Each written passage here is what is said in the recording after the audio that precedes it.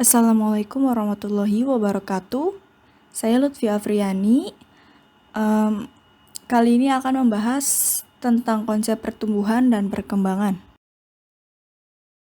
Pertama, saya akan membahas definisi dari pertumbuhan dan perkembangan. Apa itu pertumbuhan dan perkembangan? Pertumbuhan sendiri merupakan perubahan secara fisiologis sebagai hasil dari proses pematangan fungsi-fungsi fisik yang berlangsung secara normal pada anak yang sehat pada waktu yang normal. Pertumbuhan juga bersifat kuantitatif, seperti yang telah dijelaskan bahwa pertumbuhan itu berhubungan dengan perubahan fisik, seperti halnya tinggi badan, proporsi badan yang gemuk atau kurus. Lalu selanjutnya ada perkembangan. Menurut Harlock, perkembangan merupakan serangkaian perubahan progresif yang terjadi sebagai akibat proses kematangan dan pengalaman. Pembahasan selanjutnya yakni hukum dasar perkembangan. Terdapat 6 hukum dasar perkembangan. Yang pertama yakni hukum konvergensi. Hukum ini dipelopori oleh salah satu psikolog asal Jerman yang bernama William Stern. Menurutnya, perkembangan individu adalah pengaruh unsur lingkungan dan bawaan. Kedua-duanya menentukan perkembangan. Jadi, faktor perkembangan ini dipengaruhi oleh pembawaan dan lingkungan. Maksudnya pembawaan itu sendiri sudah ada dari lahir. Salah satu contoh hasil dari bawaan dan lingkungan seimbang ialah seorang anak yang berbakat dalam berhitung tetap dan juga dapat menguasai pelajaran lainnya tanpa mengalami kesulitan. Yang kedua, yakni hukum tempo dan irama perkembangan. Tempo dan irama perkembangan anak dikategorikan menjadi cepat, lambat, dan sedang. Dari setiap kategori tempo dan irama perkembangan pasti terdapat faktor-faktor tertentu, misalnya dari faktor lingkungan, fisik, dan psikologi. Jadi dalam proses belajar itu sangatlah penting dalam melibatkan komponen fisik dan psikologis, agar hasil belajar anak dapat tercapai secara maksimal. Lalu yang ketiga, yakni hukum kesatuan organis. Bahwa berkembangnya fungsi fisik maupun mental psikologis pada diri manusia itu tidak berkembang lepas satu sama lainnya, tetapi merupakan suatu kesatuan. Jadi setiap anak itu memiliki tempo dan irama yang berbeda dengan anak yang lain. Ada yang kematangan berpikirnya cepat dan ada juga yang lambat. Yang keempat, yakni hukum masa peka. Yakni masanya suatu fungsi mudah atau peka untuk dikembangkan. Masa peka merupakan masa yang terjadinya dalam perkembangan pada saat-saat tertentu. Misalnya, anak usia 1-2 tahun yang mengalami masa peka untuk berbicara dan meniru apa yang dia dengar ataupun lihat, sehingga apa yang diajarkan mudah diikuti dan berhasil dengan baik.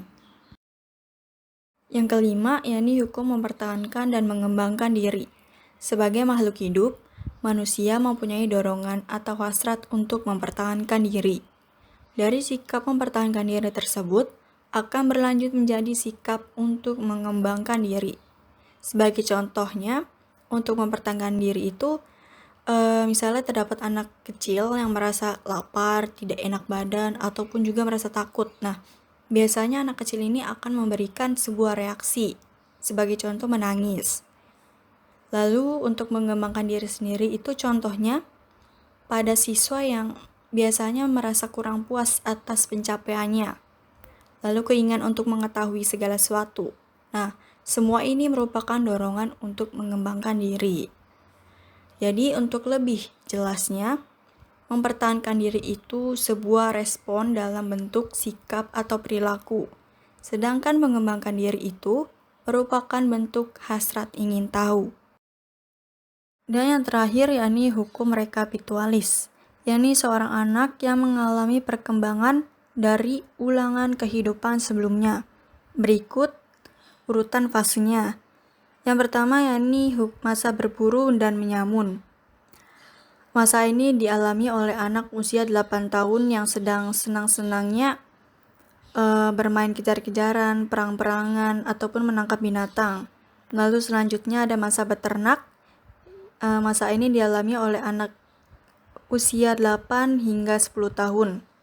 Biasanya anak ini senang memelihara binatang seperti melihara ikan, ayam, kucing, dan lain sebagainya. Lalu ada masa bertani atau bercocok tanam yang dialami oleh anak usia 10 hingga 12 tahun. Ditandai dengan anak yang senang berkebun ataupun menyiram bunga. Selanjutnya ada masa berdagang, yakni masa yang dialami oleh anak usia 12 hingga 14 tahun. Biasanya anak ini sedang senang-senangnya bermain jual-jualan ataupun tukar-menukar foto atau gambaran. Dan yang terakhir, masa industri yang dialami oleh anak usia 15 tahun ke atas. Pada saat ini, anak mulai gemar membuat permainannya atau mencoba berkarya sendiri dengan bahan-bahan yang ada di sekelilingnya, misalnya membuat layangan atau seruling bambu ataupun ketapel. Pembahasan berikutnya yakni faktor yang mempengaruhi pertumbuhan dan perkembangan. Faktor tersebut dibagi menjadi dua, yakni faktor internal dan faktor eksternal. Yang pertama yakni faktor internal. Faktor internal sendiri dibagi lagi menjadi dua, berupa kondisi fisik dan psikis. Kondisi fisik merupakan faktor biologis yang merujuk pada faktor genetik yang diturunkan oleh kedua orang tuanya, yakni berupa bentuk tubuh, warna kulit, ataupun jenis kelamin. Sedangkan kondisi psikis ini berkaitan dengan kejiwaan individu. Jadi ada yang periang, pendiam, banyak bicara, ataupun cerewet. Lalu yang kedua ada faktor eksternal. Faktor eksternal pun sama, dibagi lagi menjadi dua, yakni berupa lingkungan fisik maupun non-fisik. Lingkungan fisik sendiri mencakup kondisi keamanan, cuaca, ataupun kebersihan lingkungan. Sedangkan lingkungan fisik ini faktor yang berkenaan dengan faktor psikososial, motivasi, pola asuh, dan kasih sayang orang tua. Adapun pembahasan yang terakhir yakni perbedaan individu peserta didik. Makna perbedaan dan perbedaan individual menurut Lindgren menyangkut variasi yang terjadi, baik variasi pada aspek fisik maupun psikologis. Dari pembahasan yang berhubungan dengan individu, terdapat dua fakta yang menonjol. Yang pertama, semua dari manusia mempunyai kesamaan dalam pola perkembangannya.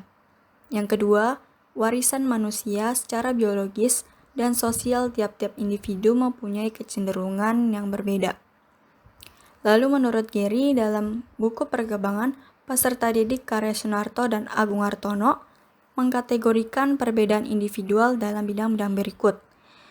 Yang pertama, perbedaan fisik, tingkat, berat badan, jenis kelamin, pendengaran, penglihatan, dan kemampuan bertindak. Lalu perbedaan sosial, termasuk status ekonomi, agama, hubungan keluarga, dan suku. Lalu ada perbedaan kepribadian, termasuk watak, motif, minat, dan sikap. Lalu perbedaan inteligensi dan kemampuan dasar. Dan yang terakhir, perbedaan kecakapan atau kepandaian di sekolah. Sekian penjelasan materi dari saya. Mohon maaf apabila ada kekurangan. Terima kasih. Wassalamualaikum warahmatullahi wabarakatuh.